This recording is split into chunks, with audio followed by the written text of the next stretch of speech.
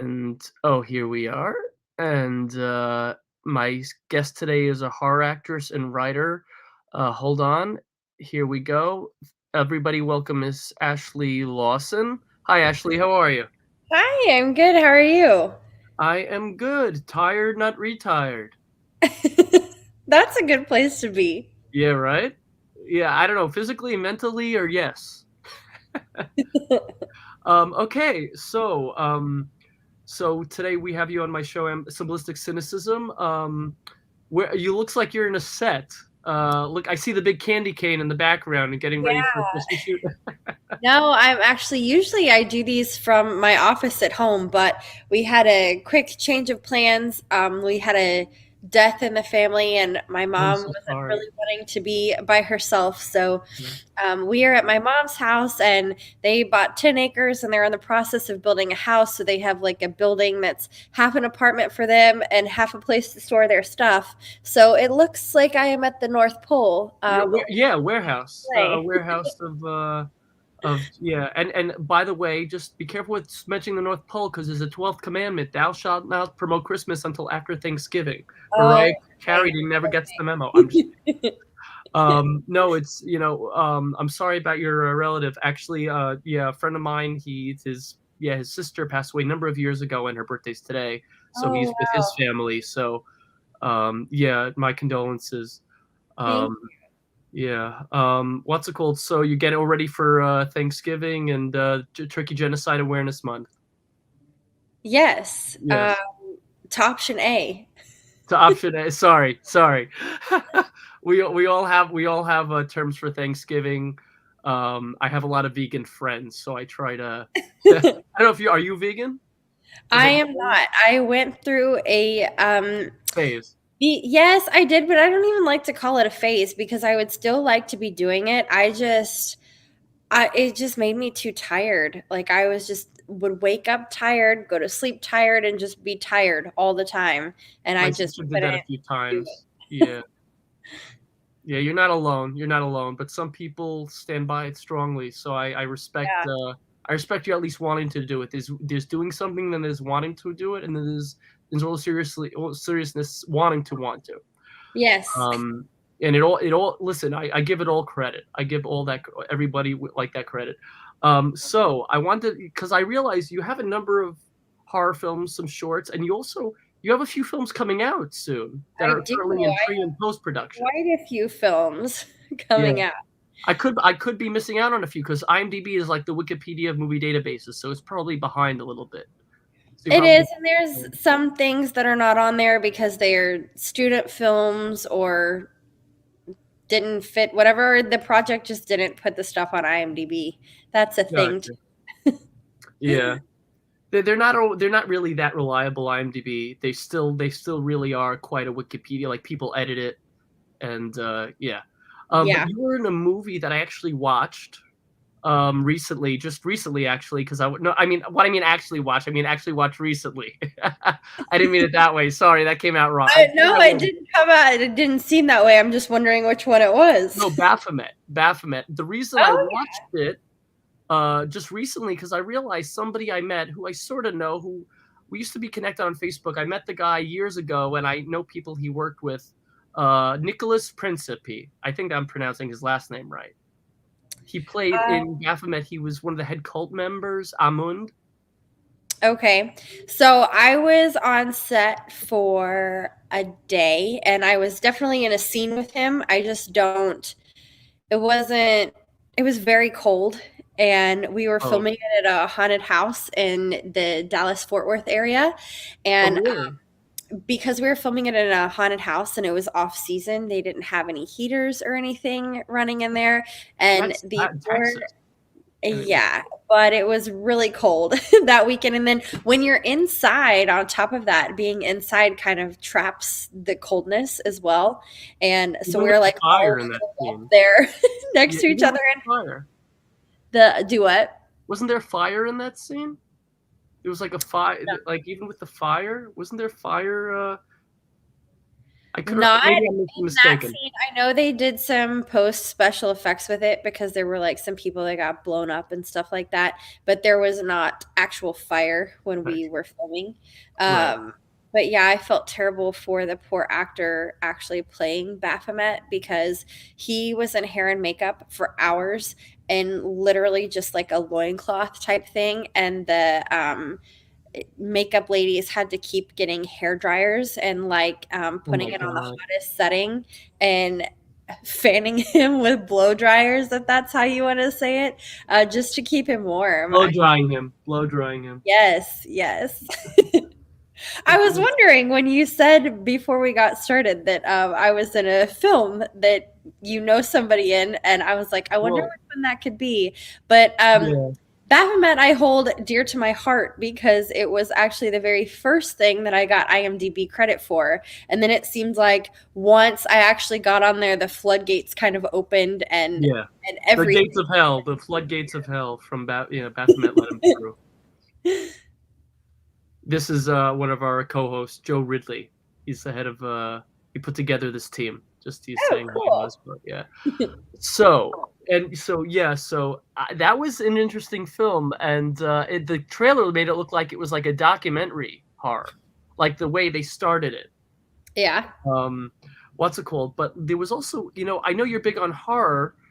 I saw there was one film you did that looked sort of like a more of a drama. I think it was called. Was it Not Nothing, or was it Yes. Not Nothing? Yes. So, Not Nothing is a short film and it is very much a drama film. It is currently out in film festivals and made its debut at the end of September. I want to say September 29th at a women's film festival in Beverly Hills. And that was a huge deal for Suzanne. She sent us copies of the full short film so that we could get our footage. And so I was really impressed with the turnout of it. So I hope that it does well for her because she's a very sweet lady as well. But yeah, I've done everything. I've done westerns, I've done comedy, I've done Baphomet, which puts me in horror as well, even though my part in it wasn't very big. I've done extra work, I've done lead roles, I saw supporting you roles, all also of in it. that show on Hulu that was pretty. I wish it was continued. What was it? The one with Kevin Smith's daughter and hold on, Oh, what was it? Cruel Summer. Cruel Summer. Cruel Summer. Yeah, Yeah, I did some extra work on that, but it was still fun to be a part of and get to yeah. know the crew. By the end of it, I had been on set so much, they at least gave me a featured extra part. So you got to see my face counting down Nikki Dixon. She was the talk show host on that show. And I want to say it was the very last episode I of think that you were in the season. pilot of you were in the pilot, I believe. Maybe I'm Yes. wrong. Yeah, no, I'm in several episodes for You sure. are. Oh, I got. You know what? I have to watch it again because like IMDb only gave you credit for the first episode, so you definitely have to want to do something about. Like IMDb is great. In terms of that, you could actually submit stuff Yeah. because they only have you on credit for the first episode. You definitely want them to update that. Again, Yeah. they're like Wikipedia. Um, but Not Nothing. I actually tried to watch, but I wasn't able to because I saw they had the festival thing online, but I was too late to because Oh they said like no. but I saw the trailer. It looked very, very powerful. Like it's one of those. It was a empowering. Like you said, it was like some women's film festival, and it Yeah. looked like it was a very empowering film for what I mean because of the story. Yeah. I want to see it because I guess maybe I think I know a few people who had similar stuff with people, guys in that Yeah. area of their life, and girls and guys who had stuff with girls in that area of their life. But like, it looked like a very personable film, very probably a lot of people. And I don't know about your sweet friend who made the film. What was her name again? I'm sorry, Suzanne Schmidt. Suzanne. So So a lot. he wrote it and she is the lead actor in it, but Kareth Lemon actually directed it. Yeah. So usually a lot of times when people make films like that, there's something personable to it, whether it be their story or a story that ties to somebody they know. So, and I love that. I love films with a personal connection. I love Yeah, when films have a personal connection because that is something beautiful because it comes from the heart. It doesn't just come from some story conjured up and, right. or so I love that. And I want to see it. So you got to definitely let me know when that's out I will. because I hope that you do. I yeah, really enjoyed watching it when she sent it over to me. So, yeah. I when I went to school of visual arts in New York City, and my first film there, my short film was I have Tourette syndrome, so I did a short film about somebody with Tourette syndrome.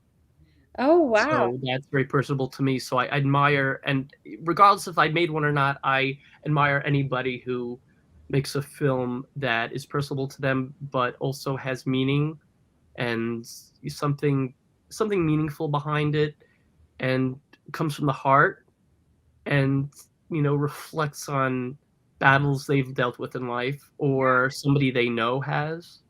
I always admire films like that, whether it's my type of genre or not, or it's whether it be drama, romantic comedy. And listen, I'm a guy that likes rom coms. I like some chick flicks too. Like I like all genres. It's like music. You could like you don't have to hate one genre to love another. You could appreciate. That's true. Yeah, like I'm not a big fan of country. I usually can't stand country, but some of my favorite songs growing up are country songs. I will say this is the season nobody wants to listen to Christmas music because Thanksgiving hasn't even happened yet. But I'm sure everybody succumbs by December. Yeah, Yeah. I agree. So are you shooting any?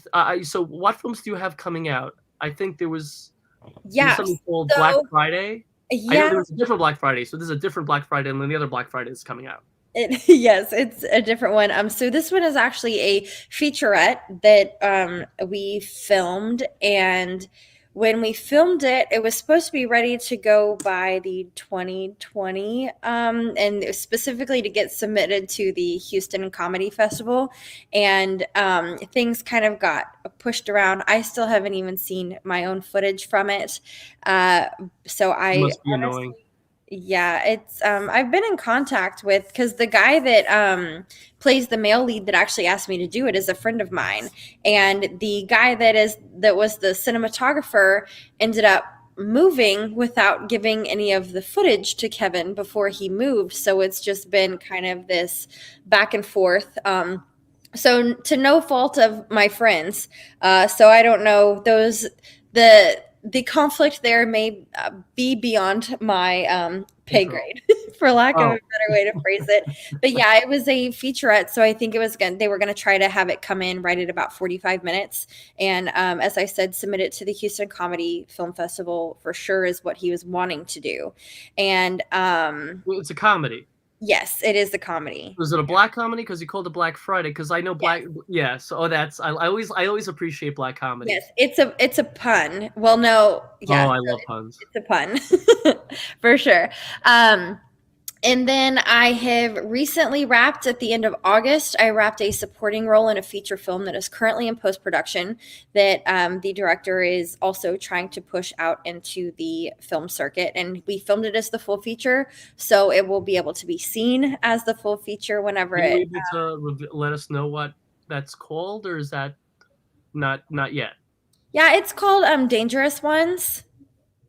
And so I think he's hoping to have that together next year. I know that I had spoken with the director, Rankin Dean, and he said that whenever it was wrapped, that he was just going to kind of buckle down for the next few months and really work on editing it, because he directs it, but he edits it as well, so that everything looks exactly the way his vision called for Yeah, it to look. post is very tedious. Post production Yes. editing. I do a little video editing, so I know how tedious it can be.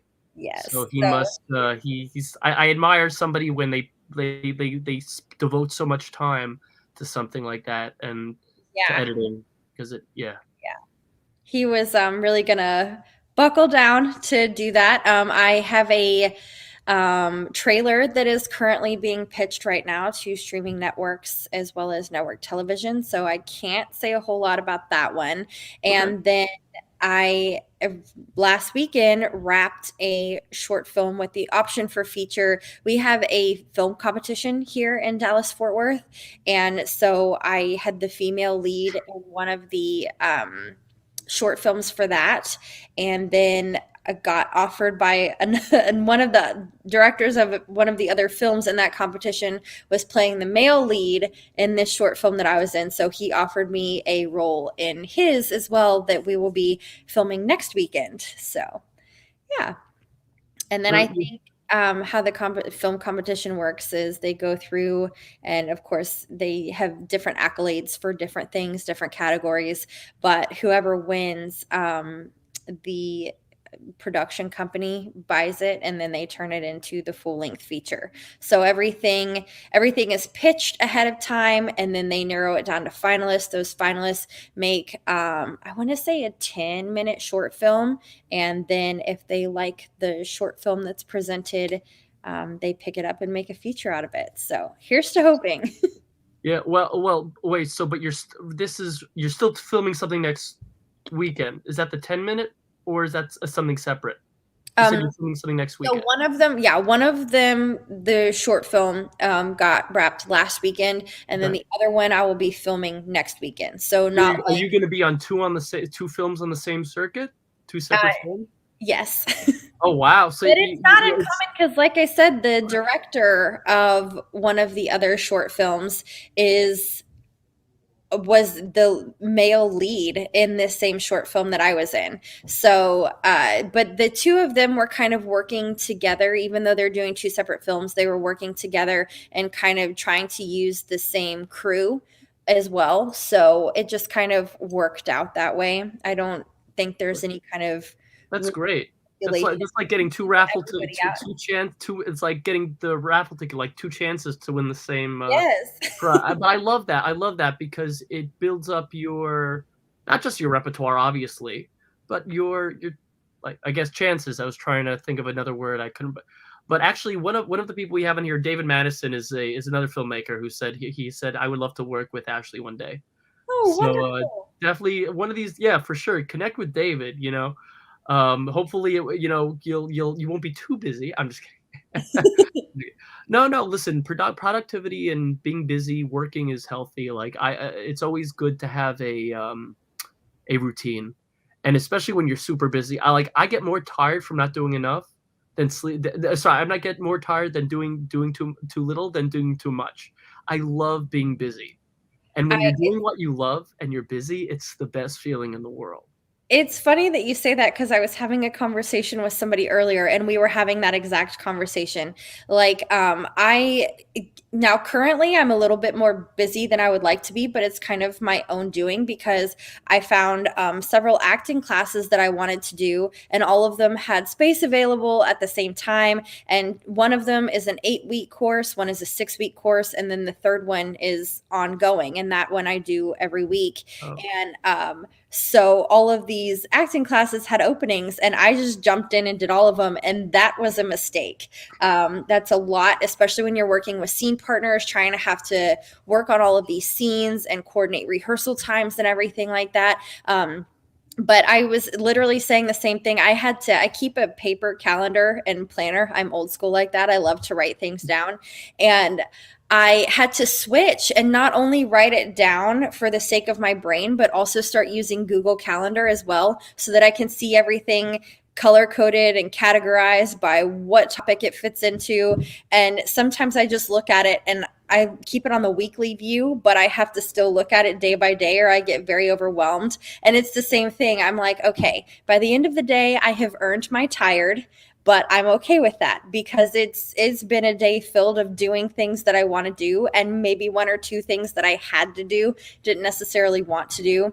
But I 100% agree and definitely understand where you're coming from.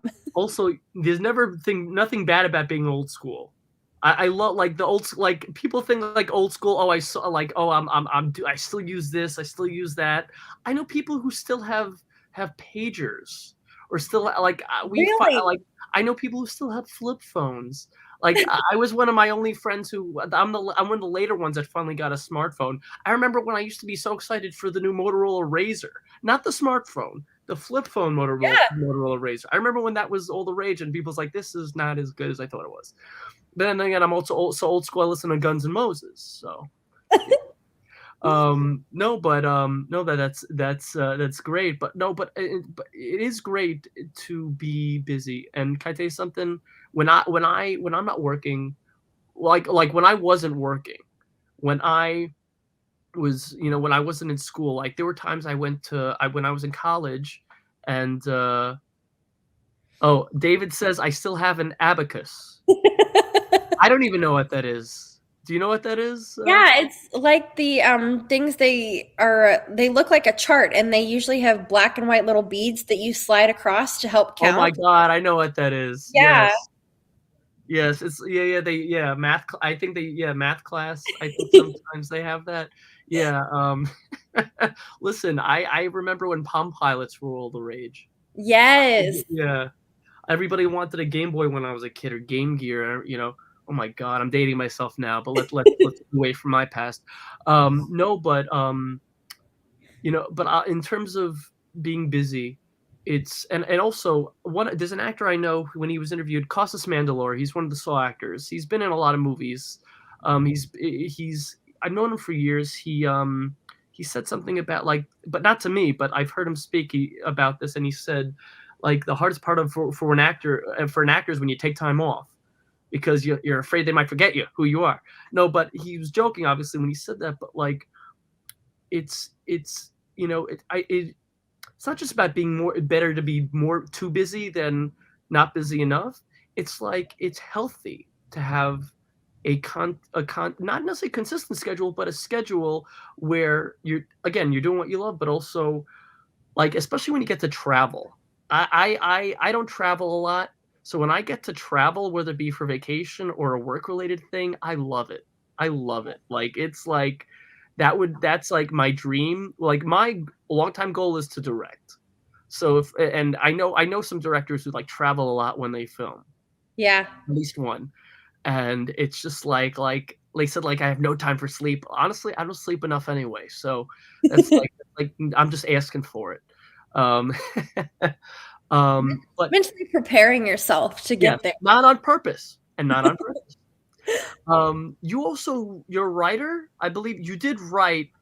There was a short film you wrote. I know at least that. Okay, so I have been asked about this several times, and I have absolutely no idea why that writing credit got put on there. But I can tell you right now, I am a writer, but I did not write that. The one you're Elixir referring of to Love. is Elixir of Life, and I 100% will take no credit for that, and that is simply because the sweetheart girl that wrote that, she was actually friends with the production crew that ended up filming it, and it won several awards, which was just as the script alone before it was ever even put into a short film.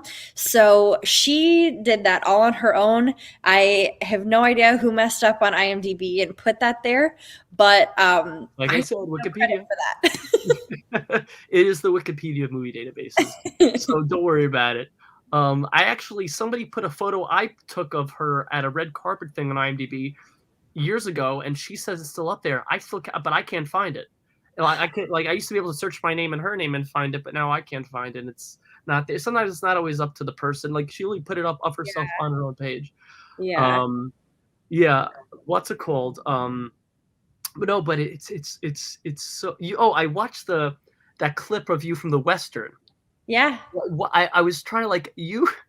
Yeah, I love that when, like, you have, like, you say, like, a word to somebody, like, and they said, what was that? I'm not that. Like, they don't even know what it is. Like, or like you're having a conversation with those two guys. You said exacerbated, and they took it like as an insult to their Yeah. friend. Yes. I 'Cause love they I don't love the know. type of dial. I love dialogue like that. Like, it's just like, it's so, because it's so real. It happens all the time. Yeah. It's, but I mean, like, people say, "Oh, that's all movies." No, like it's like, you watch movies and you feel like, "Oh, this is acting." It doesn't feel real. Like, feel like, if you watch real life on a movie, you'd feel like it's cheesy, because you're Yes. watching movies and you're so used to, cinematic and perfectly framed conversations and the snapping back of dialogue so quick. Like not everybody's so witty like that. Like there is no way that so many people in one storyline in such a enclosed are so like able to not just snap back but respond so wittingly, and so there's always going to be miscommunication. You don't get that authentic feel, like, because it doesn't, you're not going to see that in a movie. But like I feel like like sometimes the cheesier movies are the ones with like sometimes the what seems like cheesy dialogue feels more like real life, because that's like I'm talking to people and I'm like, you're not going to hear people talk like this in a movie. Yeah. People talk over each other all the time in real life. Usually in a movie, you're going to constantly have somebody not, I mean, I don't shut up, but I'm saying, and I talk a lot, but I'm saying is that I don't think anybody ever thinks of that. You know what I mean? That, Yeah. like, it's sometimes it's the dialogue that sounds cheesier that's more realistic, or the dialogue that's feels more real.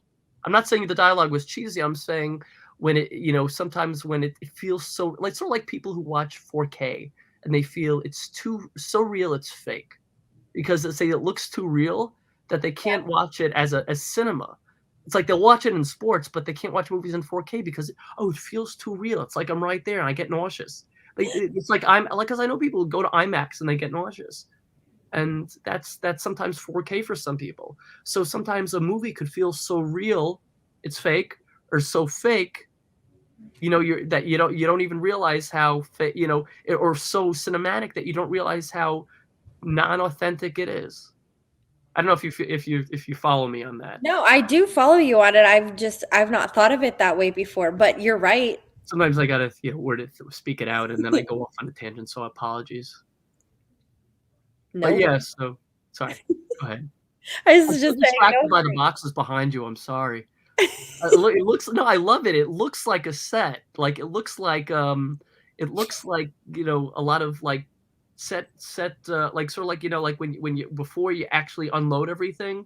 Like Yeah. I work in an office. Like sometimes there are boxes of stuff before we even get to shooting anything. Well, if that's what you want to go with, we can say, this is me on the set of my reality TV show called In Real Life, and these are the boxes that belong to my mother. And it's more real than the real wives and real lives of this and that. Yeah. Oh God, don't get me started on reality shows. I feel like, again, like you could follow people around and with a camera and it'll probably feel more real than movies. Yeah. Like that's why reality shows, as cheesy as they are, probably more real than we think, as scripted as they may be.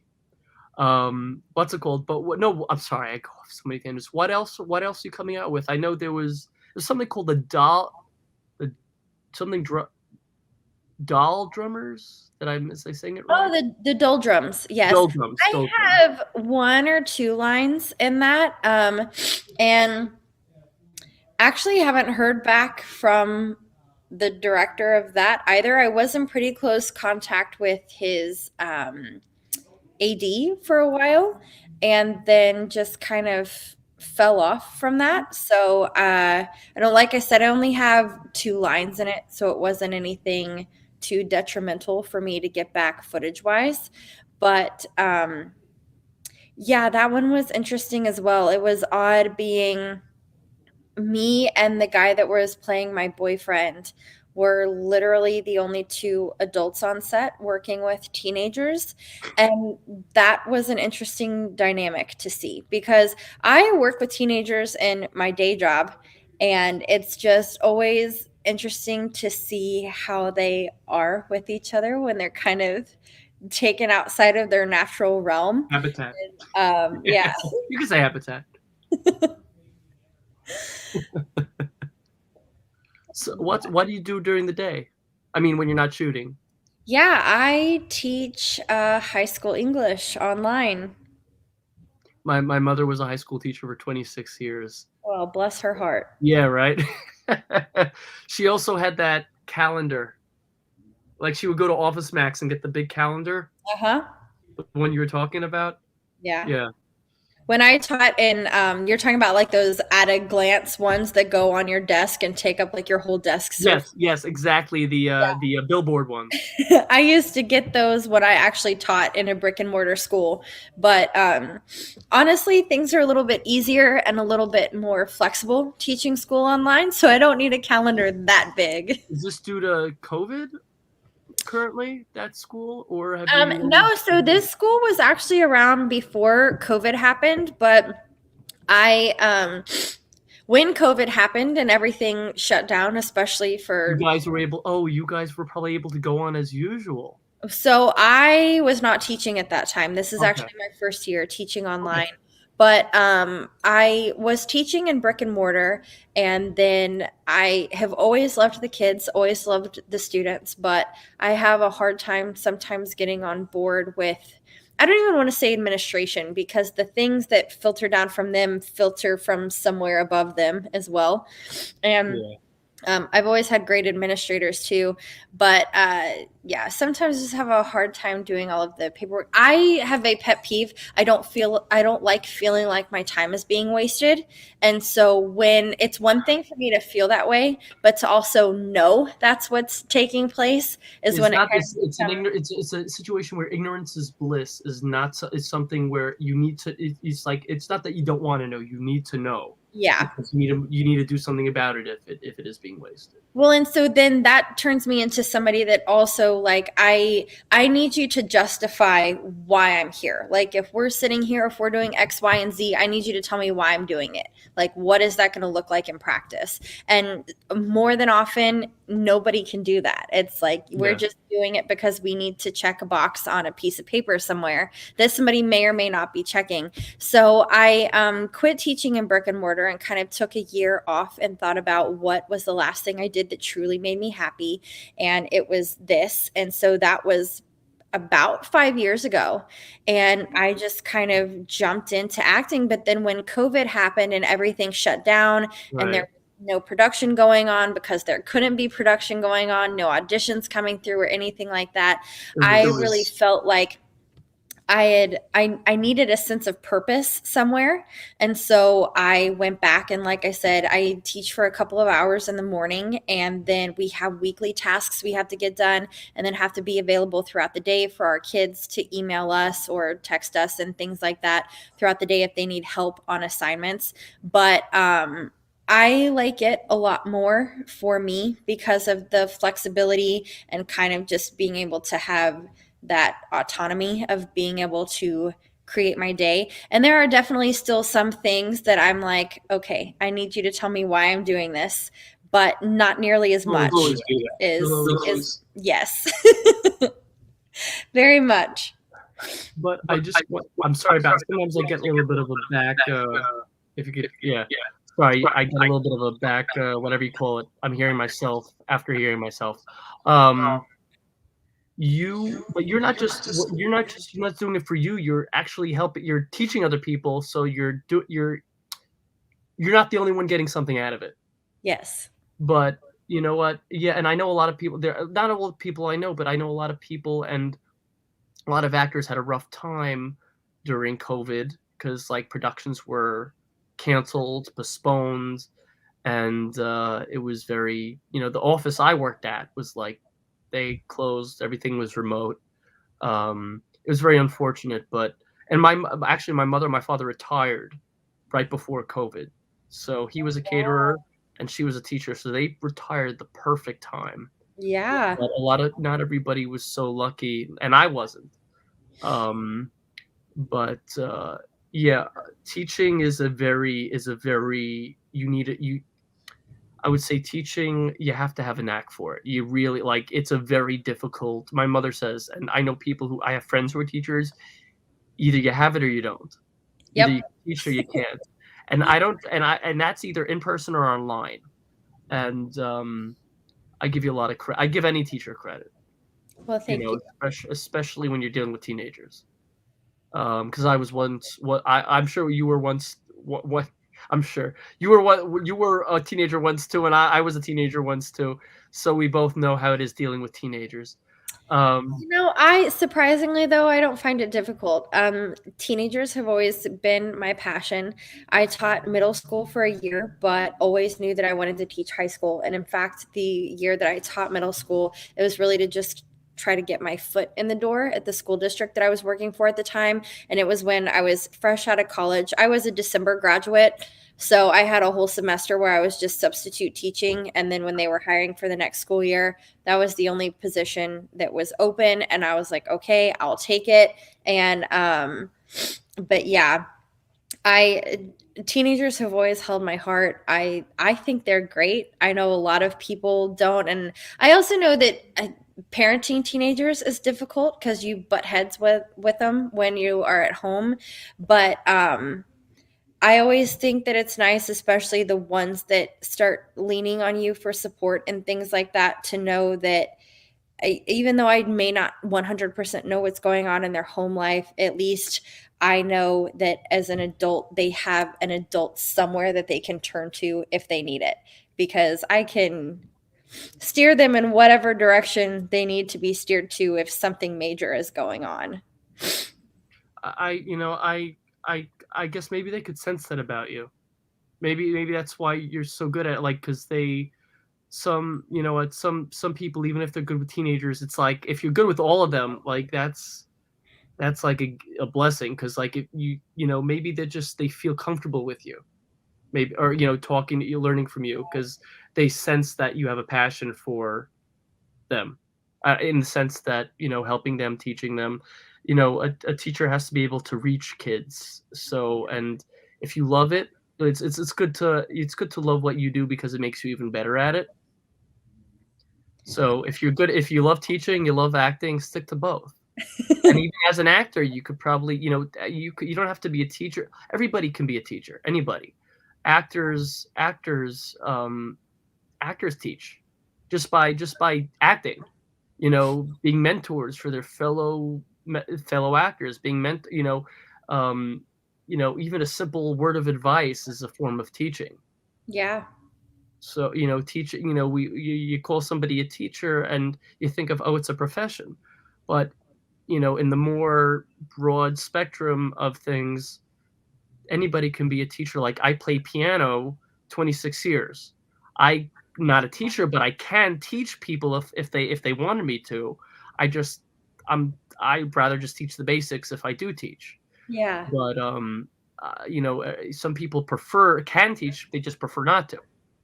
And then some people just don't know how to teach. Some people don't know how to give advice. So therefore, they're not teaching in that sense, that they're giving helpful advice. But, like, I know that was random, but yeah, it's good to love what you do. It's good to have a passion for what you do. It's good to have a passion for what, enjoy what you do. And I know, as cliche as it sounds, not just about the productivity, but enjoy loving what you do. You'll never work a day in your life. Like, I don't think of it that way. I think I love working. I love doing, I'd rather make enough money to support myself and do what I love than make a fortune and do a job, have a job that I'm miserable in. Yeah, I agree. And even minimum wage originally years ago was supposed, not that I'm not saying I make that, I'm saying, like, minimum wage was meant to be the universe. I mean, the America's, like, not to get political, I'm like, that's like that people were meant to live off minimum wage years ago. Like, you know what? You don't need, I don't think money buys happiness. It buys things that can add to your happiness. It doesn't buy it doesn't buy love or happiness, but it buys stuff that add to your love and happiness, but it buys everything else. Right. But it's good to have a passion for what you do. And yeah, I'd say that. What else? Tell me about some of your other films. I know you have more coming out, but there are also some that have come out that we haven't spoken about yet, I believe. Yeah, a lot of the ones that we haven't already talked about are short films that were done by students. For instance, the Western that you brought up was actually filmed by a student at Southern Methodist University. We have quite a few universities around here where I am that have really good film schools. So the students are constantly needing actors to come do like their film version of their senior thesis and stuff like that. And I've done several of them actually. That Western being one of them. When I was kind of What was it first called? getting, it was called, it had a different name when we were working on it, but when it finally came out and they did all of the editing with it, it ended up being called La Furia. I don't think they didn't add that to IMDb yet. I don't think. Yeah, they probably won't. None of those student films are on there because, like I said, I've done several of them. Right. Most of them when I was first starting getting involved with film and TV, but that one is still to this day one of my favorite ones, mostly because it shows a different dynamic, a different range of a character that I can play in comparison to some of my more recent stuff. And then another short film that I was a part of was called Cast the First Stone, that was based on a true event. And I really appreciate it. I have a supporting role in it, but I'm at the very beginning of it, and my scene is pretty lengthy that's in it. And it was like this woman that is completely brainwashed into believing this thing. So she's kind of like this whimsical, ethereal kind of being that you can just kind of tell as somebody you could easily take advantage of. And I don't have the footage for that either, and have reached out to that director several times because it also had the option for a feature, and haven't heard anything back from her. But I would mostly like the footage, again, for the same reason as the Western, is because it shows a whole different character dynamic of something that I can do. And believe it or not, the best thing about that is I would have never placed myself playing a character like that. But from the second I walked into the audition room, the character that I played was in the full length feature, but she wasn't going to include it in the short film part that was pitched in film festivals. But when she met me and I came into the room, she just felt like I was really vibing with that character and ended up pulling one of the scenes that character was in into the short film just for me, because she was like, you are perfect for this. So I really appreciate her for I don't I guess feeling that vibe for lack of a better way to phrase it, to add that scene into the short film in the first place. So yeah, I've had a lot of fun playing with characters, and I found that when you're doing those short films, and especially student films, is that there's a lot more room to play with it.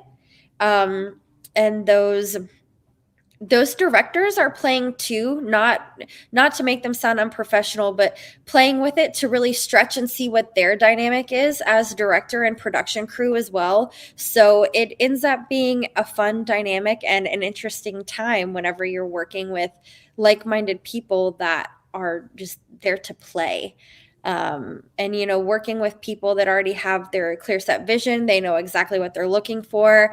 That's great too. But it's been a lot of fun for me playing in both ends of that court.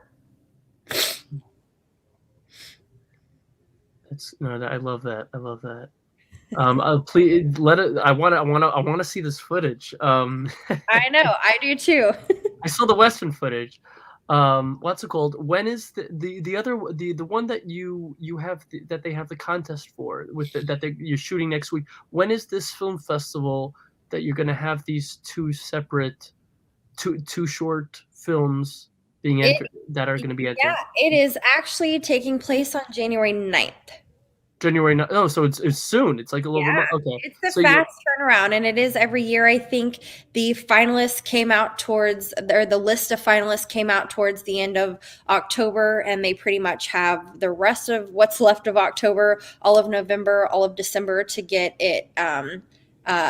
If they don't have it written already, to get it written, produced, and edited in order to be submitted. So it is a very fast turnaround. But I think that's part of the competition. when does the film have to be submitted by? All the films, like Oh. latest. I don't know the answer to that. Now, the reason I ask is because you're filming it next weekend or the following weekend? This coming weekend or the following weekend? The following weekend, December Following 3rd. weekend. So Yeah. it's like a 1 month, it's like 1 month, of editing or wait, you're not filming it, I'm sure you're not filming it in just a day necessarily. I mean, No. some short films No, are filmed in these, a like I said, I think these ones are only 10-minute short films, so we're filming Saturday and Sunday. okay. And then the one, like I said, that I just wrapped, it had a little bit more to it location-wise, so we filmed Saturday, Sunday, Monday. So it's less pressing for the upcoming one. There's a lot less, in terms of, like, craziness that's involved in getting it done. I Yes. mean, like So yeah, the one okay. that I just wrapped has a very intricate plot line in the feature. And so there was a lot that just needed to be moving in order for you to see it in such a short amount of time and kind of hint at what the rest of the plot line is about. Whereas the one that we are going to be filming next weekend is a little bit more real life, I Okay. guess is the best way to put it. No, what's it called? No, it's like I give anybody like that is it's going to be a really fast turnaround for this one. Yeah. Yeah, so no, but I always like if somebody could push that out, it's so fast. Is like editor or the team is like I give them a lot of credit. I And tell you even though it's what, just a 2 minute edit. here in this film market, that seems to really kind of be a thing because they also have, um, I don't know that they did it this year, but they have a 48-hour film festival as well. So they, like in the very early morning hours of one day, will release a topic that your film has to be about. You have 48 hours to write the short film the short film, get it edited, and get it resubmitted. So I think it's kind of a thing around here to say, Wow. let's test That's our like limits. hustling. That is if any I give anybody who could hustle like that just wow. Yeah. And but can I tell you something? That is probably the best test of skills that you could give somebody for the film industry, that if they could push that out in such a quick amount of time and do it not necessarily win the film festival, but Yeah. get everything done and in submitted in time. That's that's a gift, and not just a gift, but I'm saying like if you could do that, that's phenomenal. Like Yeah. that's like that should get somebody immediate entry into the film industry. Even if even if the film is not so great, if you could like even if the footage is good, if the if everything is done in time and properly. I'm not saying your film. I'm saying even if a film is not that great, but it's submitted, everything gets done in time. It's such a quick amount of time. That is that's just like phenomenal. Yeah, I Yeah. agree. I am just like, I just came here to do the acting part, and you guys take care of the rest of it because all of it is completely out of my wheelhouse. But I agree. I think especially from an editing standpoint, knowing the things that I do know about the behind the scenes stuff with everything that I've worked on is that it always seems like the editing is the most intricate, takes the longest amount of time. You're preaching to the choir. But I can tell you something. I can edit. I can't act for my life. I can act out. I can act. I can't act. Like I no, I took an acting class once, and the only reason I got a higher grade than most of the people in my class is because I was typecast as a Jewish kid in his 20s from a dysfunctional Jewish family who had to be high and have sex with his girlfriend all the time. Obviously, I can't want to act one of those out in class, but and it was not a long monologue. Basically, 50% of our grade was the final performance of our monologue in front of the class on the last day. And Yeah. some people had really lengthy monologues, but it wasn't remembering it that he said. It was performing it. It wasn't remembering it that was really what was weighted on our grade. It was performing it successfully and well, and just like successfully. But my teacher said to me, "You got to sound like a Jewish mother for this. For this, I had to sound high. I didn't know how to sound high, so my teacher, because I didn't get high, so my teacher had to teach me how to sound high, like be my acting coach. And I could not do it. So he said, "You gotta sound like a Jewish mother." And I brought it to my Jewish mother, and guess what? She was able to do it great. So she was my mentor on that. So my mother and my teacher in two separate situations had to help me sound high.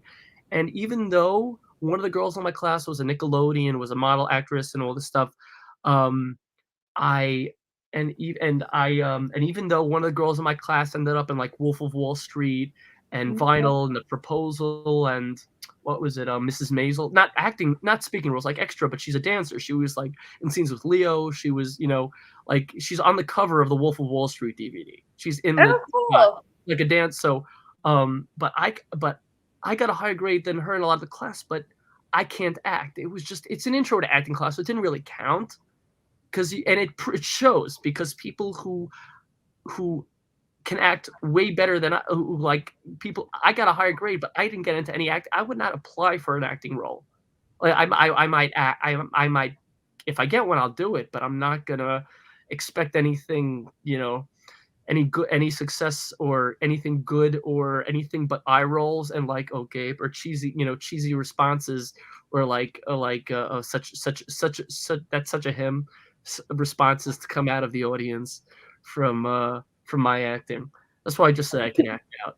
So can I tell you something? As you say that editing is such a tedious and lengthy process, it is.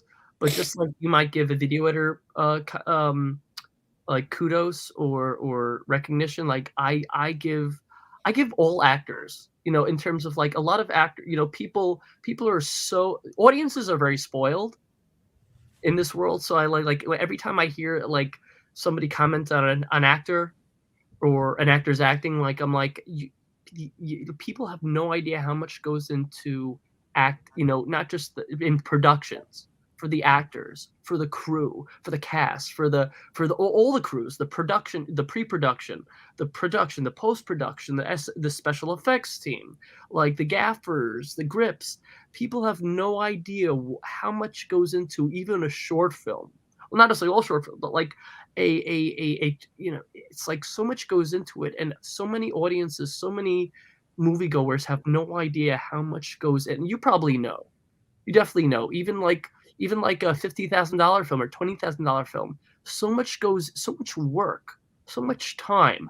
Like you're talking about time, like time is money, time is valuable, and a lot of things, time is wasted. During a lot of productions, there's time wasted, there's time lost, not necessarily wasted, but lost. There's opportunities that were lost, there's opportunities that were taken, but people don't know how valuable, how much, people don't appreciate it because they really don't know, audiences. Yeah. But Yeah.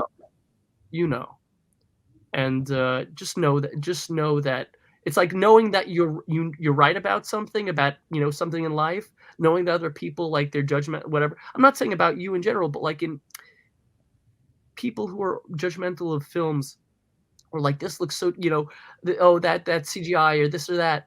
Like people have no idea what goes into something. So I give I give all actors credit to an extent. I give all filmmakers credit to an extent. I give anybody involved in a production where there is, sleep lost, money spent, time spent, sleepless nights, cold sets, like Baphomet, like and that poor Baphomet.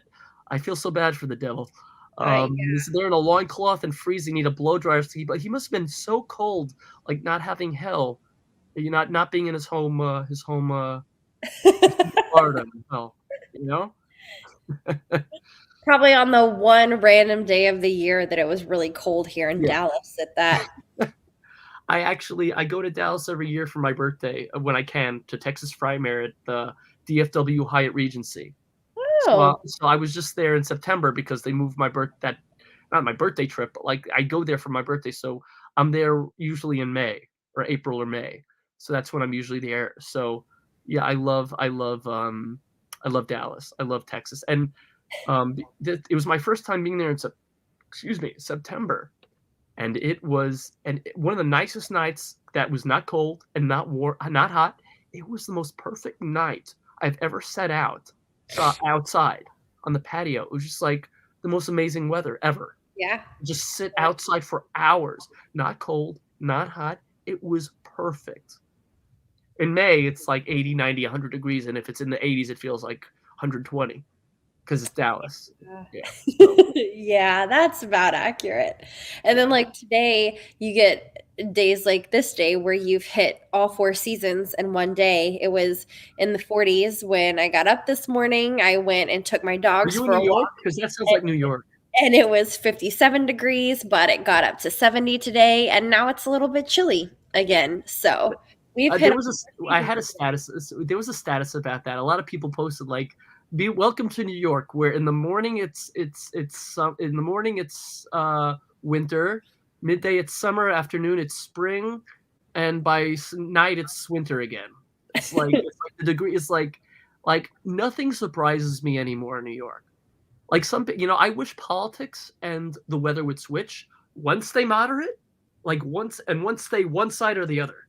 Yeah. Like like there was one year a few years ago, I think it was 2016 or 17, where there was a snowstorm that for like half a day, and the other half of the day it was warm. It felt like spring.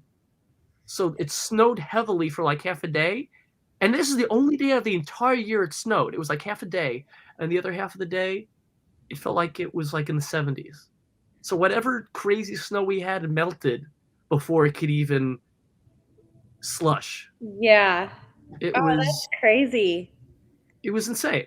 Like, and we've had days like that where it was like warm and then it snowed. It's warm and then it hailed. It warmed and then there was ice and snow and rain. It's like it makes no sense. I thought like, somebody give Mother Nature a Snickers because this is ridiculous. But that's no, seriously, that's New York. Where are you? Where are you from that this weather? Is this Dallas too? Yes. Texas? Yeah, so I'm in Dallas. I originally from Memphis, but Tennessee? here, yeah, yeah. But here in Dallas, it's similar to that. Like in the summertime, when it rains, it'll be like that, and it'll be nice and cool in the morning, and then the rain comes, it's something quick, and then the sun comes out, the clouds get out of the sky, and then it's really hot and very humid. Don't get me started on sun showers. I hate. I like. I love nice weather. I hate when like I don't like the rain. I don't like storms. Like I know some people find that content and calming. I don't like the rain or storms, but also when it's beautiful and sunny out, and then the sky opens up, we have a sun shower. It's like God, like Mother Nature's just messing with us. I think Elsa is so pissed her account got frozen. She's just really letting it go. I know. I'm sorry. I'm big on puns, as you can tell. Listen, Mother Nature has to get her kicks somewhere. Yeah. Mother Nature had me at 75 degrees. Yeah, like no, like I like there's a lot of Mother Nature jokes, like but I I remember when we had a snowstorm, we had a snowstorm. We didn't have a snowstorm half a day, rain the next part of the day, sunny the next part of the day, and then winter mixed with spring, mixed with fall, mixed with summer during nighttime or whatever. Like I would say, what a lovely winter we're having this spring. It's like when it gets cold in spring. Like there were times it snowed in April, and I'm like, what the hell is this? It's like yeah, but I know for productions, it's crazy when the weather gets some Mhm. like I know a couple of people who filmed in like when it was like 100 something degrees, like California Valley heat, whatever they call it. Like I think somebody I know said they were like filming in like like what they call California Valley heat. I don't know what that means, but it sounds like something that's really hot. Probably it's not so great for the equipment, but you're already filming, so you just have to work with what you have. But yeah, it's like a short term. It's like short term COVID, in the sense that it throws off a production when the weather. No, hey, listen, that's why it's great to have studios with green screens, like when you have CGI stuff, or not so you're just like really good animation because you don't have to worry about bad weather. You could just if something falls from the ceiling, you just CGI the crap out of that, something like that. But so what do you have coming up? So you have you have the one coming up this week, next weekend, Uh-huh. and is there anything else you have coming out soon? Or Um, Not as far as I've been told about. Like I said, I have okay, several projects in post-production, but haven't gotten any updates on those to so you see can't about mention if anything they are yet. going to start pushing it Yeah, into the film festival circuit. And then other than that, it's just my project that's out being pitched now, and in which case you may hear about that tomorrow, may hear about it never. I'm gonna Who keep an knows? eye out on IMDb as un up to date as IMDb is. I know that didn't sound clear, but yeah, I um it just frustrates me when IMDb just isn't accurate. Like it's like this is like stop the Wikipedia shtick, you know? Um no, but I like Baphomet. I liked it a lot. Good. And it was cool. It was cool, even though I know you don't necessarily know Nick, but like I met him before, and we've chatted before after that. But like, very nice guy, very funny, very funny. He also liked some of my puns back in the day, or as old as that makes me sound. Um, but yeah, I'm looking forward to seeing your next production, and do keep me updated on the film festival status, like on how those films do, and I any like will. yeah, keep me updated because I want to check that stuff out, and I gotta rewatch those episodes of what was it called the Summer. yeah, what was it? Yeah, Cruel Summer, Cruel Summer. That's I didn't realize, I looked at it again. I'm like, I realized how many people are in that. Like like I didn't realize, like I didn't recognize some of the cast members at first. But it's always like, even if you're an extra, it's always great to work with bigger names in the industry, even as an extra. Yeah. Like one of my friends, Ari Barkin, who I'm gonna have on the show, I think next week.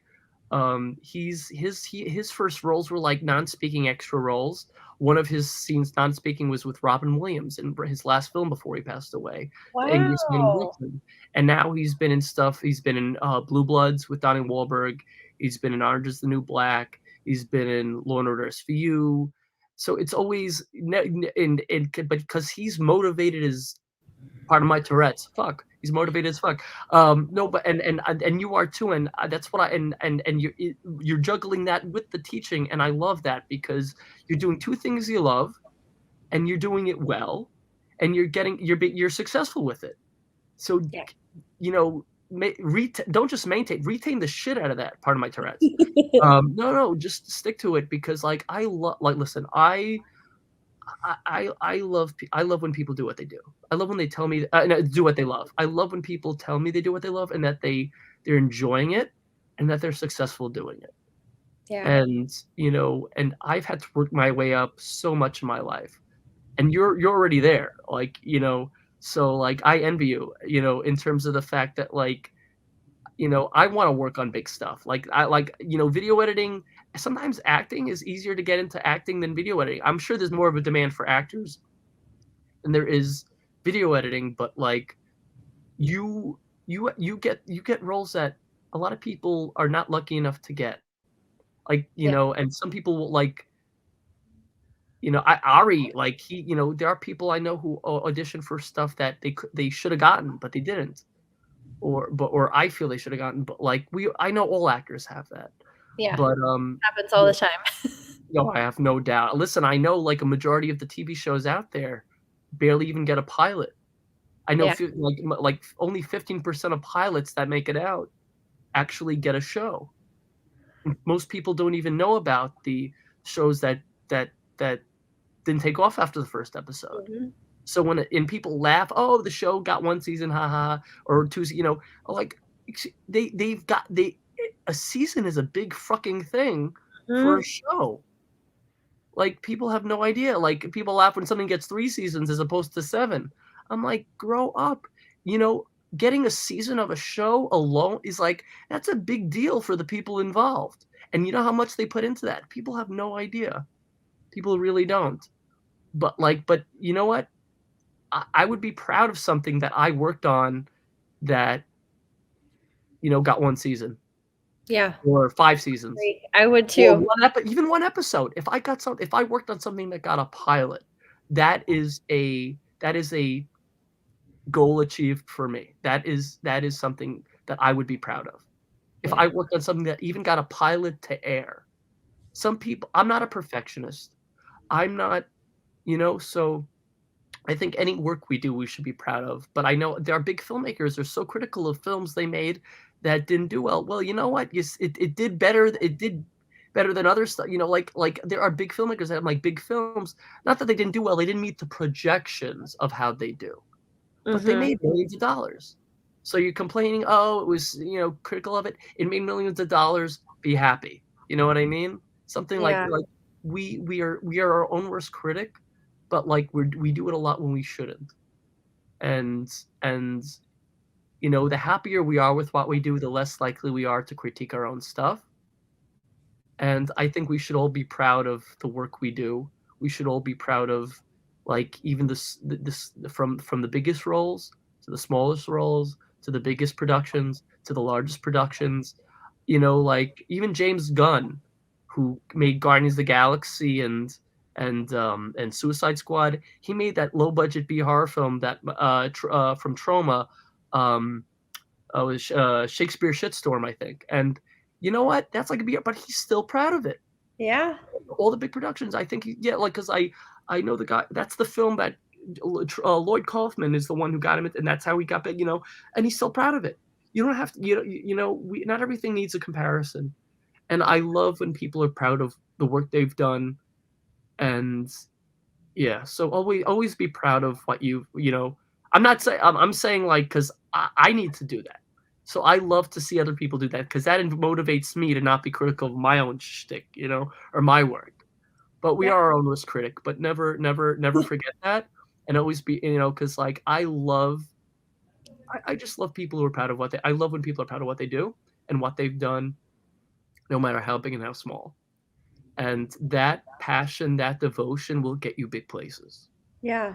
Not to mention those kind of people are always the ones with the best stories.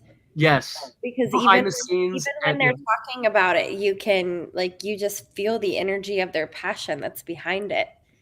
like you're smiling even at the like you're even at the stories that you were like, oh, this is an iffy, but this, and you're still smiling. You're still like have a story about it. You still have something to talk about it.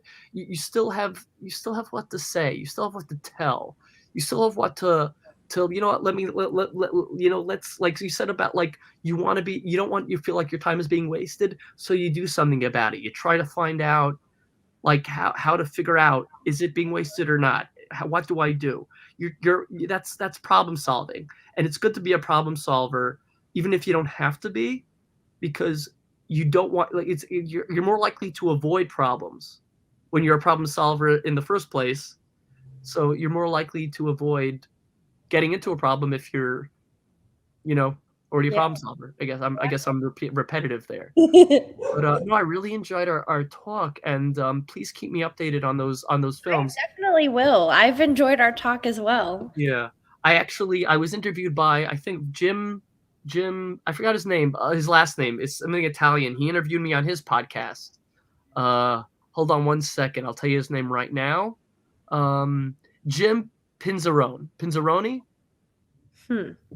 He said he interviewed you on a pod. He interviewed me too. He interviewed you about, it was like a half an hour. It's more like it's only for audio, an audio podcast. I don't know. Yes. Um. Oh yeah, yeah, yeah. I Yeah. remember him. Yeah.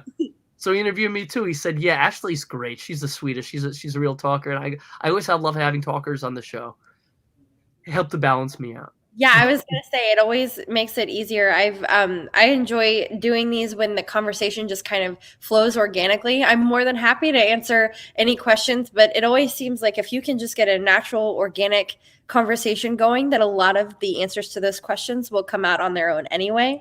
Yes. So I agree. I've enjoyed being here as well. Yeah. Thank you so And much for having so, of me. course, and sometimes questions you don't even need a question. You just talk about something, and I think more often in this podcast, you had responses when I wasn't asking a question as a response to my story or what I was saying. So that's even better. because that's more authentic. That's more like a flow than like question answer, question answer, question answer. That's even better. Yeah. So it's been a pleasure. Please do keep and keep me updated on those films, and the film festival. I want to know what happens. I want to know if, let's say, do they have more than, well, last question? Do they have more than one winner at these, that one with the 10 minutes and it gets, see if it becomes a feature.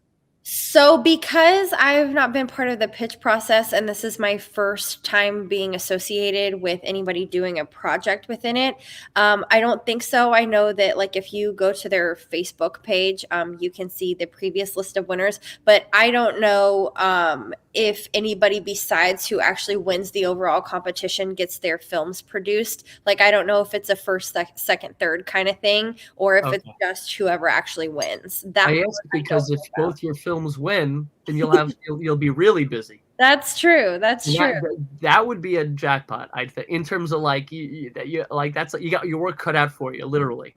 Work. Definitely. Yeah. But no, Ashley, it's been a pleasure. Keep me updated on that, and it's a pleasure having you on Cymbalistic Cynicism. Have a great Thanksgiving, Thank you. You too. and remember, as I think Alicia Silverstone said it in when, because she loves shopping, like Black Friday is a Jewish holiday because it starts at sundown. I'm just kidding. I just love quoting memes. Yeah. Anyway, Love it. yeah, I'm gonna roast a turkey this Thanksgiving. I hope it gets the jokes this year. Oh, good for Um, you. That's you brave. get it? No, you get it? Roasting a turkey. I hope it gets the jokes this year. Oh. I know, I know. I tend to speak very fast and I got a lot of puns, but I'll leave you with that. But have a wonderful Thanksgiving. And yeah, do keep me updated. And thank you for indulging us. And yeah, Thank you. have a great night. Bye. You too. Bye. Hold on, I'm just signing us off. And good night, everybody.